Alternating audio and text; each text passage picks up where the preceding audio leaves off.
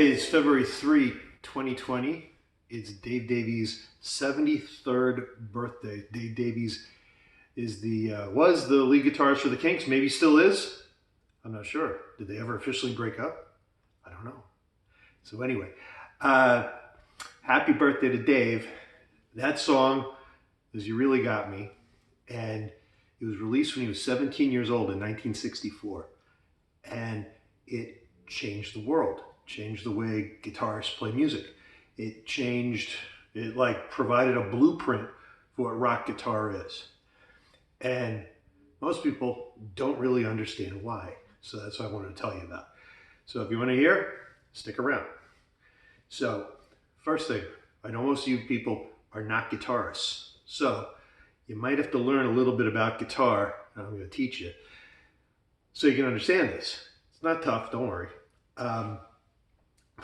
There's kind of two ways to play chords on guitar. There's open chords, because open strings are just this. No hand on the neck, just, that's not a chord. You have to press some strings down to make a chord. That's an open chord, because it has open strings, and fretted strings, and some more open strings. That's an E chord, that's an A chord, that's a D chord, there's a G chord. Don't worry about what they are. Just understand there's open chords. And then you can take this chord, I'm going to change my fingers and play the same chord, and I can make a bar out of this finger, and I can move up. And I can move up again. And I can move up again. And I can move up again. So these chords, if I'm doing an A chord, sort of a weird way to play an open A chord, but then I can move it.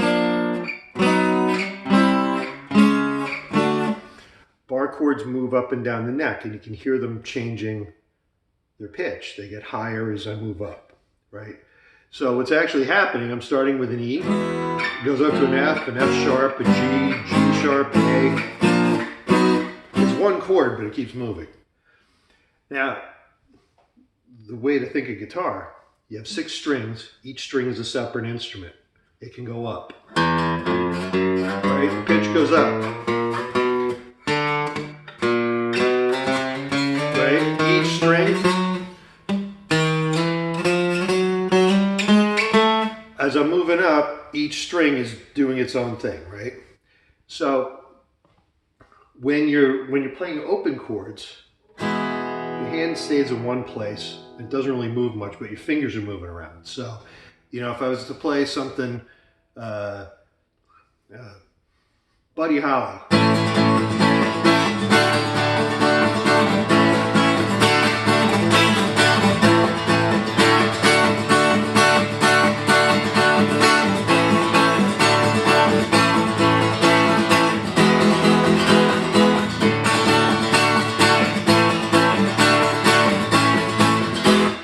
I'm not moving my hand a lot, right? I'm moving my fingers, I'm strumming. It's just sort of a steady note that just keeps going, and it gives you something to sing over, you know. I love you, Peggy Sue, with the love so rare and true. Oh, Peggy, my Peggy Sue. Oh, I love you, girl, and I need you, Peggy Sue. So the guitar isn't really doing anything except giving this droning hum of a chord, and then all the melodies on the vocals. That was one way to play guitar. In the 50s, it was popular, and it really comes from traditional folk guitar playing. There's also picking. There's hybrid picking, you know.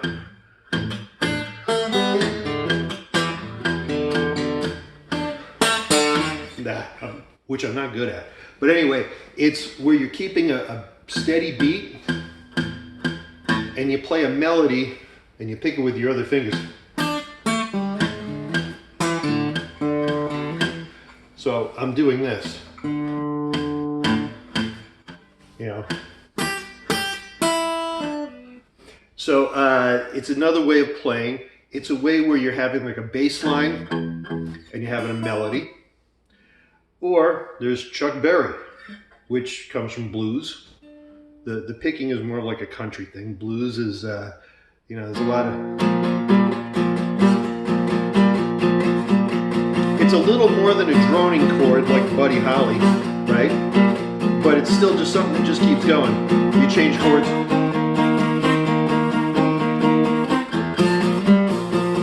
I'm not making a melody with the guitar, right? And when I was picking, I wasn't really making a melody with the chord. It was like separate one string lines, like I was saying, 6 separate instruments. They were like playing next to each other. What Dave Davies did was he took, the way I think he really got me was written. Ray says, you know, I wrote it with my own 2 fingers. He jokes about that. He's joked about that on stage at his shows. And, you know, it would be like do do do do do. He also said it was a jazz song where he wrote it. So do do do do do. It would just be single notes, right?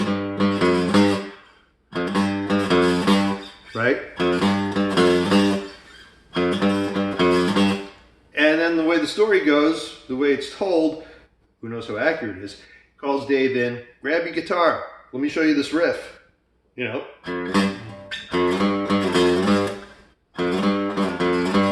Right? It's just 2 notes, F and G.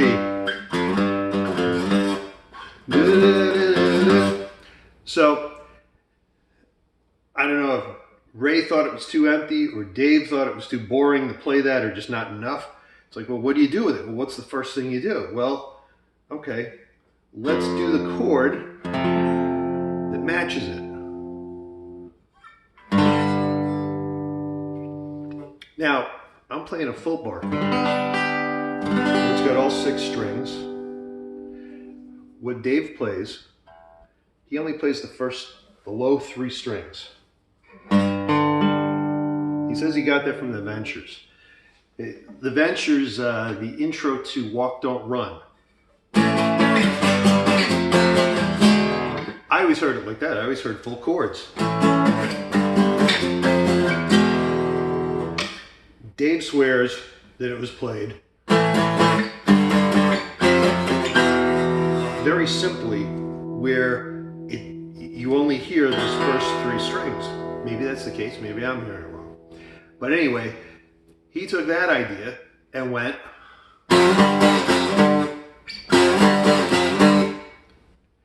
and nobody really played like that before, because now all of a sudden you have something that you hear and you want to go da da da da da, right? You hear it in your head and you want to sing it, you want to hum it. It's the hook. It's the thing that makes you like the song and you want to play it. So you want to hear that, right? And it kind of made the guitar more of like a vocal instrument. Like it put the melody out there that normally would be put out there by the vocals. And nobody had done that before. People had done melodies on guitar, like the hybrid picking and stuff. Where it goes back to is way before all that, flamenco guitar. There's I forget the name of the song, but I'll play it for you. It's supposed to be on nylon string, classical guitar. We're doing it on steel string with a pick here, but it goes.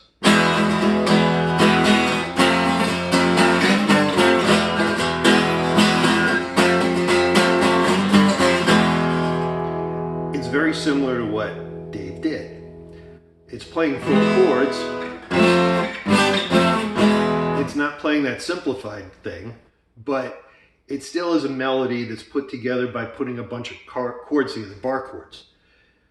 So you're moving your bar chords around, and you're doing it quickly. Like, you know, the Ventures, they were very even, you know, 1, 2, 1, 2, 1, 2, 1, 2. This is,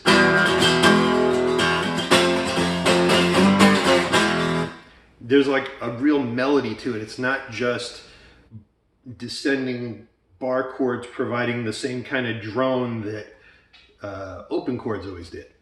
So it was a different thing, and I think that's kind of where a lot of what Dave did had roots from. Maybe he didn't pull it from that directly. Maybe that's not what he was thinking of. But I think through the chain of history, it went from that to this, to this, to this, to the Ventures to him. So anyway, a lot of people call them power chords. And they kind of are. I mean, a power chord usually means it's a chord that only has 2 notes in it. So you really got me? It's in the key of G, so we'll look at the G chord. G, D, and an octave of G. You can see that. Okay? It's just 3 strings, 3 notes, but one of them is just a repeating octave. So, and it's played in one burst. So it sounds like one thing. It doesn't sound like 3 separate notes together, right? So if you play the F, you do that. There's how the power chords go together to make the riff. A lot of people like to point to Link Ray and the rumble as like the first instance of power chords. It's another one of those things that's in that chain of history. It's not really the same thing. He played they're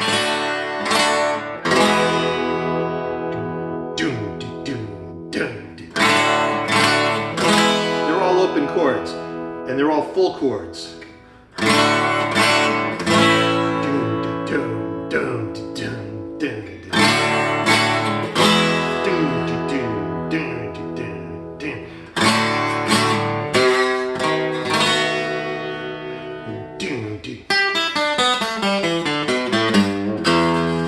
So it's a different thing. What was important about that, you let the chord ring. That's what people say makes it a power chord, but it's a full chord. It's an open chord. And even at the end, he goes, and he plays a 7th chord. That's not even a 3-note chord, that's a 4-note chord, because you have the 3 notes that always make up a chord, the 1, the 3, and the 5. Musical talk, and then it also adds a 7. All that is when you play a key of a scale, you have 8 notes. 1, 2, 3, 4, 5, 6, 7, 8. Well, really it's only 7 notes because 1 and 8 are the same. 1, 2, 3, 4, 5, 6, 7. So you get your 1, your 3, and your 5. That makes your chord. This is also here. 1, 3, and 5. And then if you add your 7, here, there's your 7. So anyway, that's what a 7th chord is. It's just a chord with the 7 added in. It's way more complicated than anything Dave did, and it's way more complicated than the people who copied Dave did. So were they copying Link Ray and doing something different from what Link Ray did, or are they copying Dave and doing the exact same thing that Dave did? I think they were copying Dave. So who copied Dave? Well, the Beatles really didn't.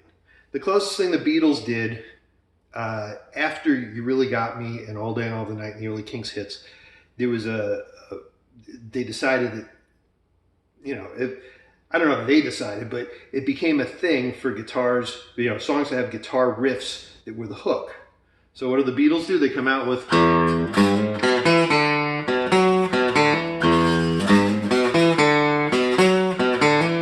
it's a 1-note melody. You know, 1 note at a time. It's several notes, but they're in a row. They're not played at the same time like a chord. So it's different, but it was still a guitar riff hook. The Rolling Stones came out with Satisfaction.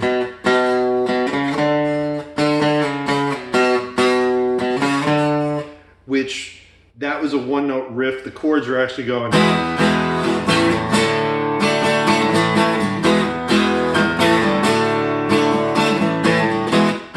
Open chords. In fact, the same ones that Buddy Holly used in a different order. So anyway. So that wasn't the same thing. The Animals, they had We Gotta Get Out of This Place, which they didn't write. I forget who wrote it. Was it Ellie Greenwich? I don't know. But has that bass line. it's going to sound funny on an acoustic guitar.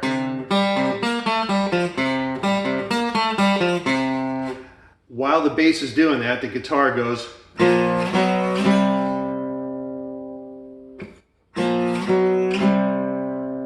So they added something that was very similar to what the Kinks did.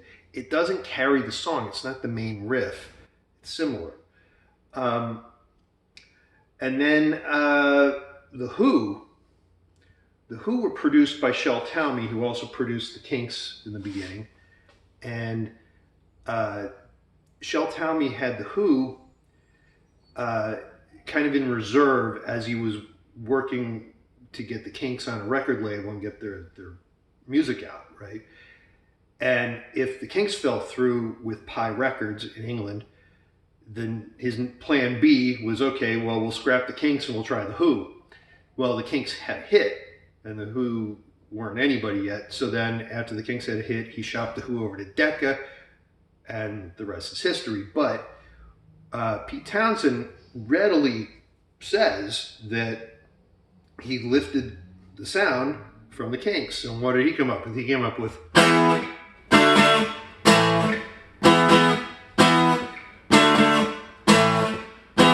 Can't explain. So now you've got the Kinks, who weren't quite as big as the Who in the US, but the Who copying the Kinks, and the Who was huge, still are in the US, hugely influential. And now this thing that was taken from the Kinks spread to all these other bands. And there were other bands too. Black Sabbath borrowed from the Kinks. What they did, instead of these 3-note chords, Tony Iommi would just play the low 2 notes. And stuff came from them like, you'll recognize it.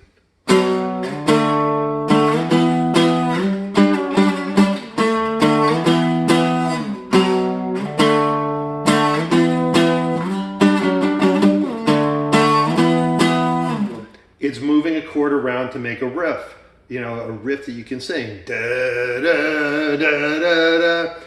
So that came from the Kinks. Deep Purple, its most famous riff song of all time, probably. Ritchie Blackmore, his take on it, instead of taking the bottom 2 notes like Tony Iommi did, he does top 2. So, and he squeezes them with his fingers and finger picks them and goes like this. He goes.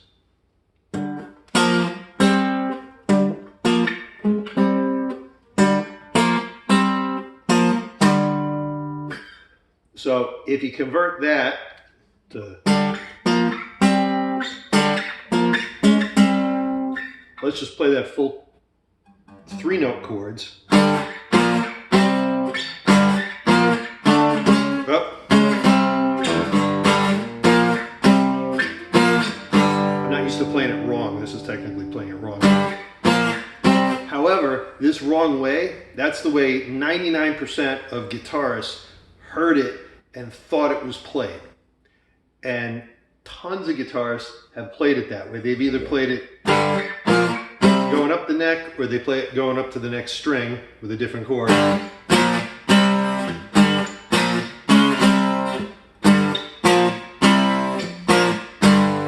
So it's that's another take on the same thing.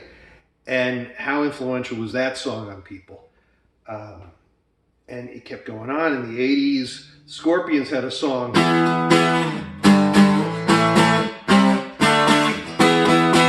Right? In the 90s, Soundgarden.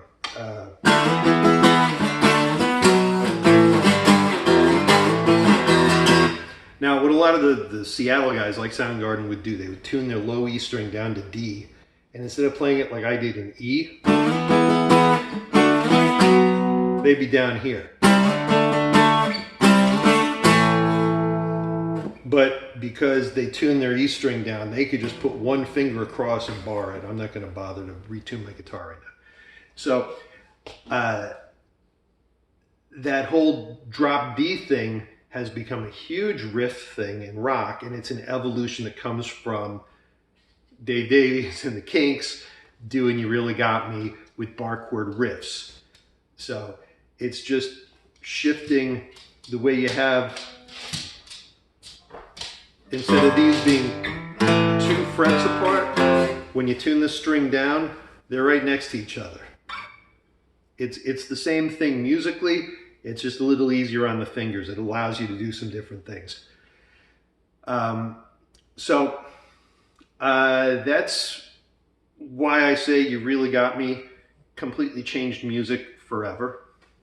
And the one band that I didn't mention, one guitarist, is Jimmy Page. And a lot of people like to credit Jimmy Page for playing on You Really Got Me, which by all reports he didn't. Jimmy Page even now says that he didn't. I think there was some confusion over that at some point, and he put it to bed back in the 70s. But like any other urban legend, it hangs around and people still think it's true. If you go on YouTube and you search Kinks You Really Got Me Shindig, you will find a video, a film clip of the Kinks in 1965 with Dave playing You Really Got Me note for note. When you see that, there's no denying it was him on the record, because it's him. You can hear it. But the strange thing, Jimmy Page really didn't copy that guitar style. There's only one song I could think of that he did. It was called No Quarter, and he played a riff like this in the midst of it.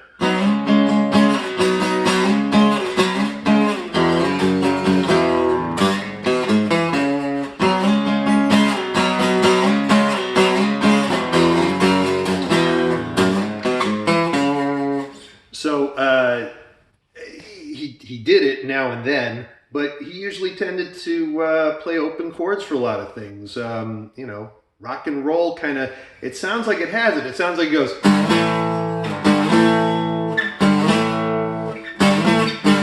But it doesn't. It goes.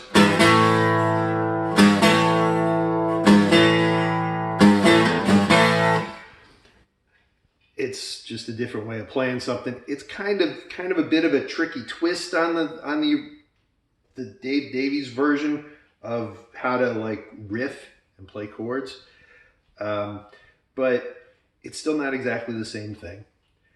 And it's funny that the guy steered clear of doing that kind of thing mostly. You know, it's not something that's associated with his style of playing. Is the guy who winds up getting credited with that style of playing. It doesn't really make any sense. So anyway, there's maybe, well, the Kinks had some other songs that did the same thing, because it wasn't just one song that did it. Besides You Really Got Me, there was also All Day and All the Night.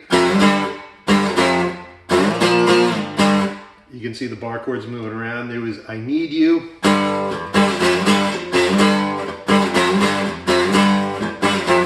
There was Till the End of the Day.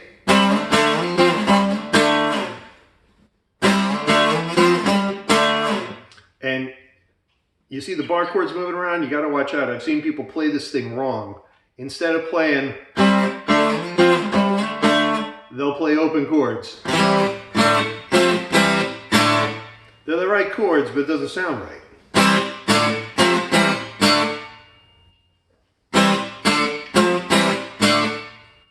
I think it's how Ray plays it, actually, and he wrote it, so you might argue what's right, what's wrong. However, Dave played lead guitar on it originally. It's Dave's sound that dominates that song, and what Dave played was.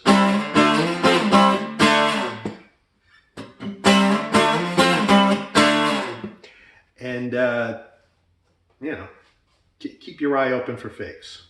So, one last thing. I chose to do this on acoustic guitar and not electric. There's a lot of talk about, you know, oh, Dave Davies invented distortion. He didn't. He popularized it. He had his own way of creating that distortion. He slit an amp with a straight razor. He slit the speaker cone. But there were other people who used distorted guitar before. Even Link Ray on the Rumble, that there's a little bit of distortion on that. There's a lot of songs before that, You Really Got Me, that have some distortion on them, but it wasn't used the same way. A lot of Dave's tone comes from his right hand. I tend to hold my pick sideways. I don't know if that's what Dave does, but that's what I do. And the way you get it, when you're playing those three notes, if you just play normally, you hear a lot of this low E string. When you hear Dave, you hear a lot of these two. There's a flick to the wrist. You play close to the bridge and you give it that flick, and you get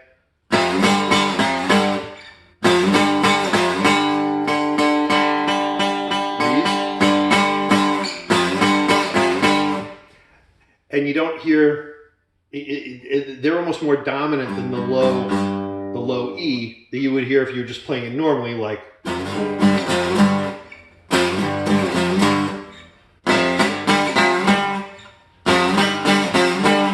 Hope you can hear the difference. I mean, but that's what you hear on the record when you hear it.